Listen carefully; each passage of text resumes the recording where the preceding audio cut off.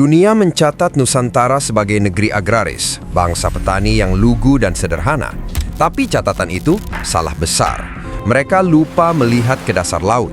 20.000 tahun yang lalu, saat belahan bumi utara masih membeku dalam zaman es, disinilah pusat peradaban dunia.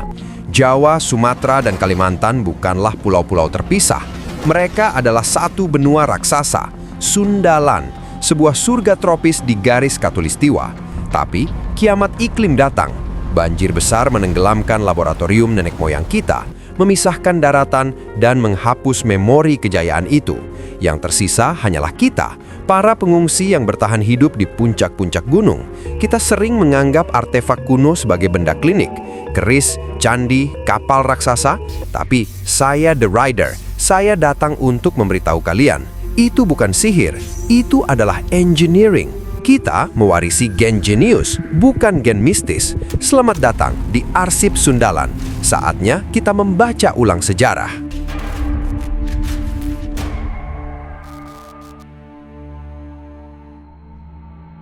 Babak pertama, monster lautan. Jika kalian berpikir nenek moyang kita hanya berlayar dengan perahu cadik kecil, kalian sedang dihina oleh sejarah. Pada abad ke-16, ketika pelaut Portugis pertama kali melihat kapal dagang Jawa di Malaka, mereka gemetar. Mereka menyebutnya The Leviathan, raksasa laut. Kapal Jung Jawa bukan sekadar alat transportasi, itu adalah benteng terapung. Catatan Gaspar Korea menyebutkan bahwa kapal ini begitu besar hingga kapal andalan mereka, Flor de la Mar, tampak seperti sampan di sebelahnya. Bayangkan, sebuah kapal kayu seberat 1.000 ton. Kulit lambungnya terdiri dari 4 lapis papan kayu jati yang tebalnya 0,5 meter. Meriam Eropa tidak bisa menembusnya. Peluru meriam mereka hanya memantul seperti kerikil. Dan ini yang jenius. Mereka tidak menggunakan paku besi yang mudah berkarat. Mereka menggunakan pasak kayu. Teknik ini membuat kapal menjadi fleksibel, menyerap energi ombak, bukan melawannya. Lalu lihat layarnya. Layar tanja. Berbeda dengan layar kotak Eropa yang kaku, layar ini miring dan aerodinamis. Ia bisa menangkap angin dari samping, membiarkan raksasa ini bermanuver lincah melawan arah angin. Ini bukan sekadar perahu, ini adalah kota terapung yang bisa membawa 1.000 orang dan perbekalan untuk 1 tahun. Tapi kenapa kapal ini hilang? Karena VOC tahu, selama raksasa ini ada di laut, mereka tidak akan pernah bisa memonopoli rempah-rempah. Mereka memusnahkannya dan melarang pembuatannya. Kita dipaksa lupa bahwa kita pernah menjadi raja samudra.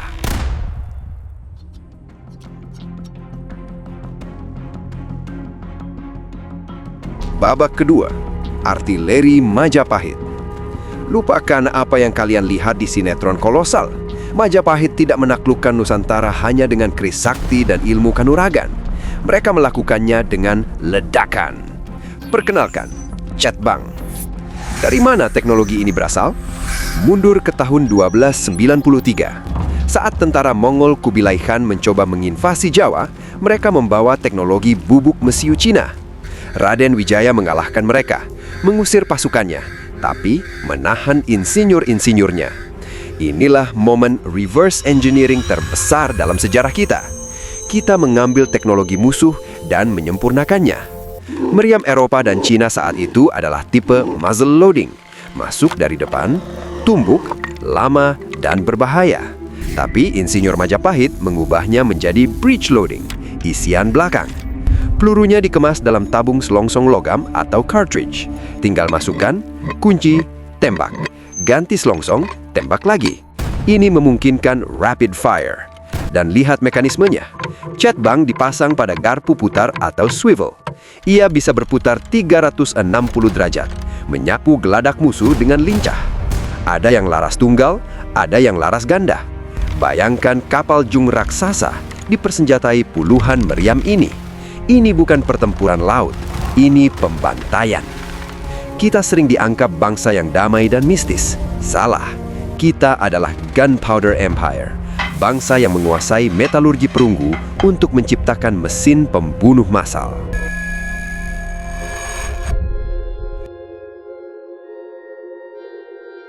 Babak ketiga, tangki isolasi purba. Kita tinggalkan api dan mesiu, kita masuk ke misteri batu yang sunyi. Lokasi Lembah Bada, Sulawesi Tengah. Di tengah hutan yang lebat, tersebar ratusan tong batu raksasa yang disebut Kalamba. Buku sejarah bilang ini adalah tempat mandi bangsawan atau wadah penguburan. Tapi bagi seorang insinyur, penjelasan itu konyol. Perhatikan materialnya. Ini granit, salah satu batu terkeras di bumi, skala Mohs 7, jauh lebih keras dari besi. Bagaimana orang zaman batu memahatnya sehalus ini, tanpa mesin bubut, tanpa diamond cutter? Lihat presisi lingkaran dalamnya, sempurna. Dindingnya rata dan simetris. Jika ini tempat mandi, kenapa tutupnya, batu solid seberat 5 ton, dibuat begitu rapat dan berat? Siapa yang mandi lalu menutup dirinya dengan batu seberat itu? Kecuali fungsinya bukan untuk mandi, tapi untuk isolasi. Bayangkan sensory deprivation tank, atau lebih jauh lagi, stasi sport, wadah untuk mengawetkan materi organik atau penyembuhan seluler dengan cairan khusus. Dan lihat patung-patung yang menjaganya. Wajah mereka aneh, mata bulat besar, tubuh lurus tanpa lekuk. Ini bukan wajah etnis lokal. Ini wajah yang sama dengan Moai di Easter Island yang terpisah ribuan kilometer samudra. Apakah ini fasilitas medis global yang ditinggalkan? Sebuah rumah sakit untuk para raksasa yang menunggu waktu untuk bangun?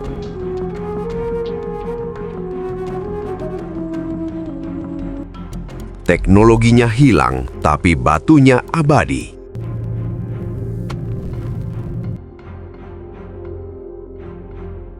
Babak keempat, metalurgi bintang. Jika kalian berpikir keris itu sakti karena ada isinya atau jin di dalamnya, matikan kemenyan kalian dan nyalakan mikroskop. Ini adalah puncak rekayasa material di bumi. Bahan dasar keris pusaka seperti Kiai Pleret atau Nogososro bukanlah besi sembarangan. Itu adalah meteorit, batu bintang yang jatuh di Prambanan pada abad ke-18. Meteorit ini kaya akan titanium, logam masa depan yang dipakai untuk pesawat angkasa.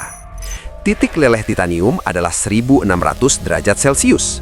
Pertanyaannya, bagaimana Empu kuno bisa mencairkan dan menempa logam sekeras ini hanya dengan tungku arang tradisional?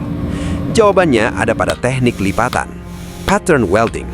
Mereka tidak hanya memukul besi, mereka melipatnya, ratusan bahkan ribuan lipatan. Proses ini membuang kotoran dan menyebarkan titanium secara merata, menciptakan pola pamor yang indah.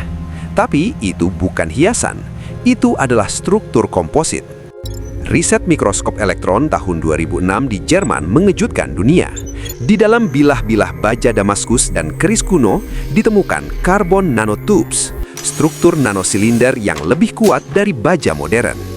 Nenek moyang kita memanipulasi struktur atom logam tanpa menyadarinya. Jadi, keris bisa berdiri bukan karena hantu.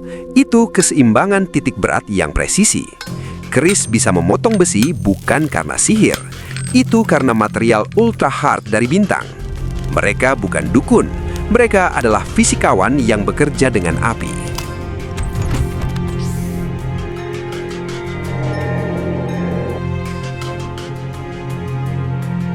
Babak kelima, bengkel dewa. Kita tinggalkan keris, kita menuju ke tempat pembuatannya. Lereng Gunung Lawu, 1100 meter di atas permukaan laut. Di sini berdiri Candi Sukuh, dan saat kalian melihatnya pertama kali, kalian akan bertanya, apakah saya masih di Jawa, atau saya sedang di Meksiko?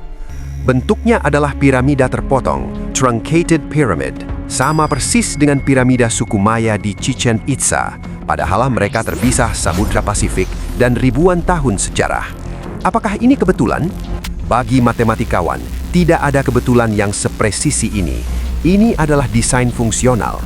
Tapi misteri terbesar bukan pada bentuknya, melainkan pada reliefnya. Perhatikan relief di sebelah kiri gerbang. Ada seorang pandai besi, mungkin Ganesha atau Empu Sakti, sedang menempah keris.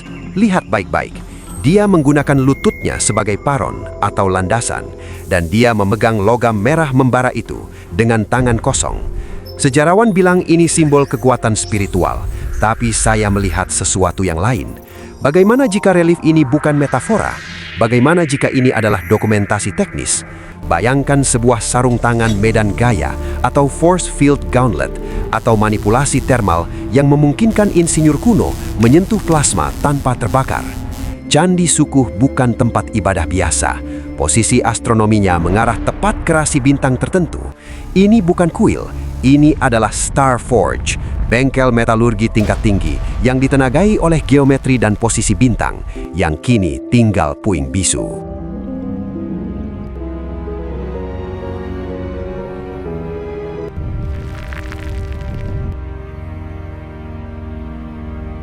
Babak ke-6, senjata hidup.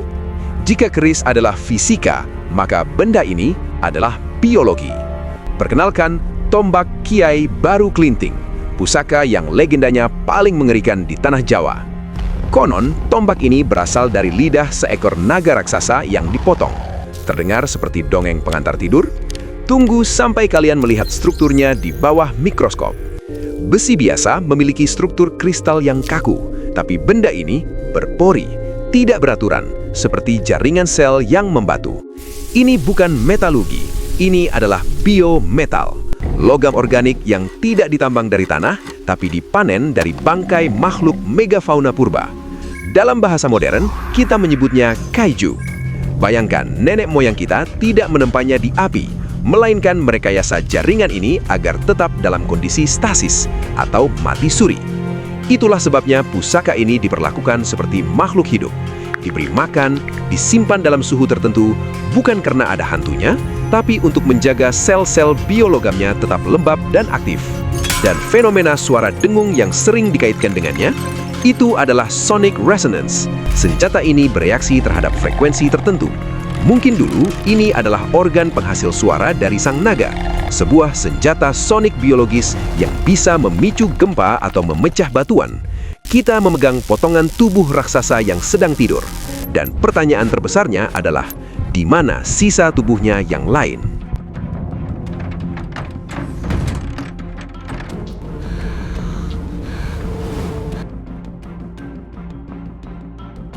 Babak ke-7, GPS biologis. Kita sudah bicara soal kapal raksasa, meriam canggih dan rekayasa logam. Tapi teknologi paling mutakhir yang dimiliki nenek moyang kita tidak terbuat dari besi atau batu. Ia terbuat dari neuron. Perkenalkan, navigator Bugis, manusia dengan otak superkomputer. Sebelum ada GPS, sebelum ada kompas magnetik, pelaut Bugis sudah menjelajah sampai ke Madagaskar dan Australia. Bagaimana caranya? Orang Eropa butuh peta kertas dan sextant, tapi pelaut Bugis memiliki cognitive map, peta mental yang terisi otomatis di kepala mereka. Mereka membaca laut seperti kita membaca buku. Perhatikan teknik membaca gelombang atau swell. Mereka bisa merasakan pantulan ombak dari sebuah pulau yang jaraknya masih ratusan kilometer di balik cakrawala hanya dengan merasakan getaran lambung kapal di telapak kaki mereka. Ini adalah oceanografi terapan.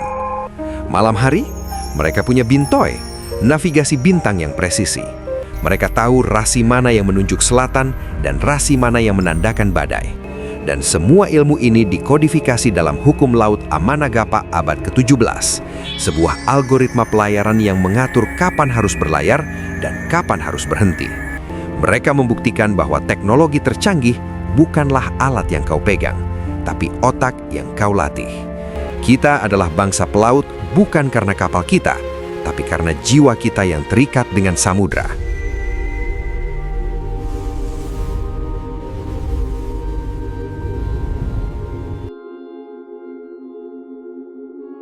Kita telah membuka 7 segel arsip Sundalan, dari monster lautan yang membuat Eropa gemetar, meriam yang menaklukkan cakrawala, hingga manipulasi atom pada sebilah keris. Bukti-bukti ini ada di depan mata kita, tapi selama berabad-abad, kita dipaksa untuk memejamkan mata. Kita didoktrin bahwa kita hanyalah bangsa kuli, bangsa yang hanya bisa menanam, tapi tidak bisa menciptakan. Bohong! Darah yang mengalir di tubuhmu bukan darah pecundang. Itu adalah darah arsitek, darah navigator, darah insinyur yang pernah memimpin dunia. Teknologi ini hilang bukan karena kita bodoh, tapi karena bencana alam dan pencurian sejarah. Tapi ingat satu hal, mereka bisa membakar kapal kita, mereka bisa meruntuhkan candi kita, tapi mereka tidak bisa menghapus kode genetik yang tertanam dalam DNA-mu. Warisan itu sedang tidur, menunggu untuk dibangunkan. Jangan lagi melihat ke tanah, lihat ke langit. Tugasmu bukan hanya menjaga puing-puing masa lalu. Tugasmu adalah membangun kembali peradaban itu. Saya, The Rider. Sejarah telah saya sampaikan. Sekarang, masa depan ada di tangan kalian. Engine start. Tulis pendapat Anda di bawah. Sampai jumpa di masa depan.